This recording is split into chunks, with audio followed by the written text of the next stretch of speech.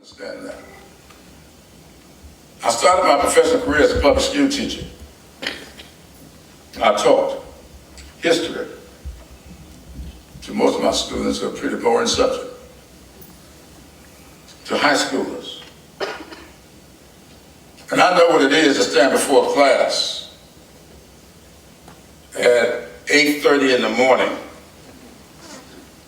and watch a student who you know, looking in their faces, they did not have breakfast. I don't know what it is to see a student wanting to go to the nurse with a toothache,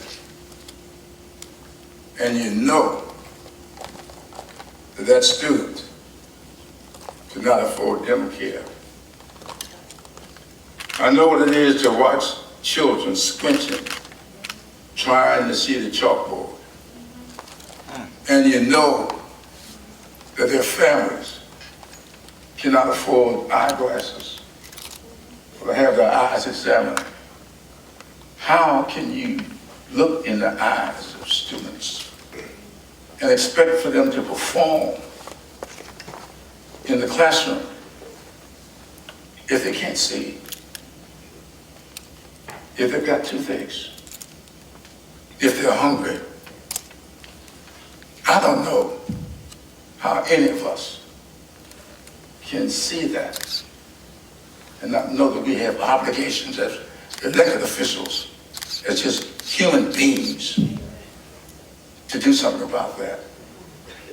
And our professional and political affiliations ought not interfere with that. I think it's time for us to get beyond partisan politics. He's the bona fide elected Speaker of the House, and I'll support him as Speaker of the House. I didn't vote for him to be Speaker. And the next time there is a vote, I won't vote for him to be Speaker again. But I'm not going to disrupt the country. I'm not going to see the country fall to the middle of the carrying out our responsibility to vote to vacate the chair, because I know what kind of turmoil that will lead to. Healthcare ought not be about partisan politics. Healthcare, especially here in South Carolina, ought to be about those children, and in many instances, their grandparents,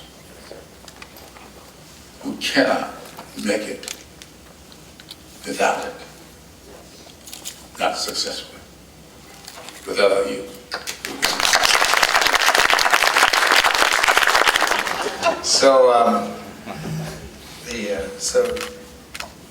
May I refer to you as Jim? Sure. So, Well, I get to be governor, though, you can refer me as governor. So, there's a connection between us that most of you probably don't know about. Jim was indeed a history teacher, and he taught my roommate in college history in Charleston, South Carolina. So it was and we had a very famous plane ride, that's famous only to the two of us. And that's how South Carolina ended up as the first primary in the South. Do not give up this man. He is a resource for South Carolina that few people know about. So, Congressman Clyburn told you about the moral dilemma. I'm actually just going to talk about, I'm going to be a characteristic flinty Yankee and tell you about the financial dilemma. I'm just going to talk about money here. So, a fair amount of Obamacare were things we did in 1992 when I first became governor. I'm a physician, as many of you know, and I was determined to do something about health care. And we were not able, as the president wasn't, to have a single payer or something like that. It was just very complicated, and politics wasn't right. But we did three things that the president did. And that's why I believe that the president's gotten a good start on all of this. The first thing is we removed any barrier to being insured. We got rid of pre-existing conditions. We also had the same premium for every age group, which is controversial, but you have to do it. It's community rating. So we basically, everybody who's eligible for insurance could get it if they could pay. The second thing we did was have a massive expansion of Medicaid. And every child in my state has had health care for the last 20 some odd years, because in 1992 we raised the Medicaid eligibility level to 300% of poverty, which meant in a family of $66,000 a year income, your children were eligible for Medicaid. We made Medicaid into a middle-class entitlement, which is exactly what the president has done in this bill. And so when I ran for president, of course I came to South Carolina, and we calculated that if the South Carolina legislature had voted to do what we did, just to cover all children in the state using Medicaid, your entire gross state product would have gone up by 2%. I'm not talking about your health care gross state product, your health care money. I'm talking about the entire economy of the state of South Carolina would have risen by a matter of 2%, which is pretty good. I mean, it's pretty extraordinary because of the money that came in from the federal government. Now, our match is about 55 federal and 45. Your match here, I still think, is it still 2080? 2080. 2080. So for every $20 that you put into health care, $80 comes in from the federal government. I've noticed since I've been coming here, since I've been in national politics, I suppose it's about 10 or some odd years, a little more, 14 maybe, that the healthcare industry in South Carolina has become a serious player nationally. You've got hospitals have expanded, you've got a new medical school, you have a DO school. South Carolina healthcare, I know kids from my part of the country who come down here to get their medical education. That's a good thing. That can't be sustained unless you have every tool you need in order to sustain it. It's great jobs. Academic medicine is great jobs because it means that we're not just talking about people who are sweeping the floors or nurses or doctors. We're talking about researchers and scientists and huge investment in machinery and things like that.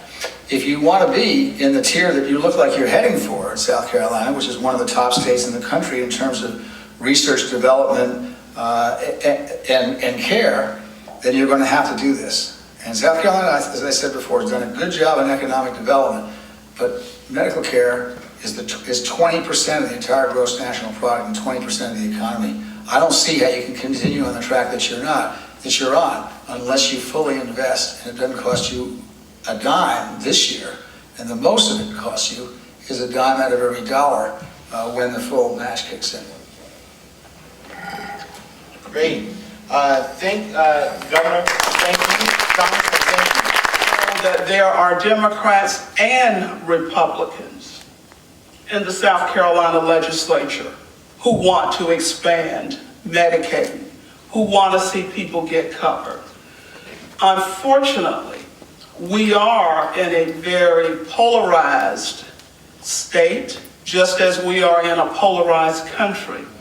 And so because they like these jobs they have and don't want to alienate anyone, those Republicans who support expanding Medicaid are just afraid to come out and say so. But I would be doing an injustice if I sat here and gave you the impression that the only people who wanted to expand Medicaid are Democrats, because that's not the case in the South Carolina House. And I'm only speaking, by the way, for the South Carolina House. I can't speak for the other body. But what will happen, I believe, is the same thing that happened when we took down the flag.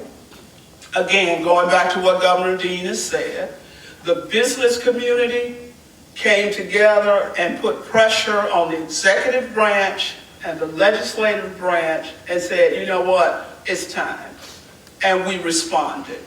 When the business community does that for Medicaid expansion, and when those of you out here who are affected by us not expanding Medicaid start breaking the silence and talk to us about how it is impacting you, I think we will then expand. But I will say this, and I want to give a real shout out to the Regional Medical Center for the work that they did in spite of the South Carolina General Assembly. We had a target last year during open enrollment that we more than exceeded, and that was because what we did here in Orangeburg County was take seriously the idea that people are not covered. So we did more than just talk the talk, we walked the walk. Started meeting on a regular basis, going out, getting the word out, working with industry to get people enrolled, and we are going to do the same thing again. But as Ross has pointed out to you, there are so many people who have been left in the gap because the South Carolina legislature is too, whatever word you want to use, to expand Medicaid.